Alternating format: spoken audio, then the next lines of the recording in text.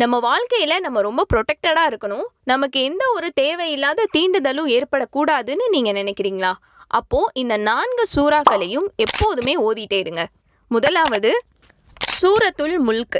சூரத்துல் முல்க யார் ஒருத்தர் இரவு தூங்குறதுக்கு முன்னாடி ஓதுறாங்களோ அவங்க அன்னைக்கு மரணிச்சிட்டாங்க அப்படின்னா அவங்க கபருடைய வேதனையில இருந்து பாதுகாக்கப்படுவாங்க. 2 சூரத்துல் கஹ்ஃப்.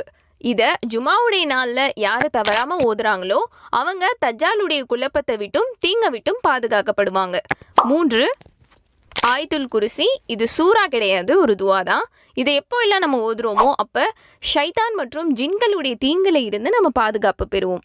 4 சூரா இக்லாஸ் ஓதுறது. இது குர்ஆனில் 3ல் ஒரு பகுதி. ஸோ இதை நம்ம 3 டைம்ஸ் ஓதுனோம் அப்படின்னா குர்ஆனை ஒரு தடவை முழுமையாக முடித்ததுக்கு சமம். ஒவ்வொரு கடமையான தொழுகைக்கு பிறகும் கண்டிப்பாக இந்த விஷயங்கள் எல்லாம் ஓதி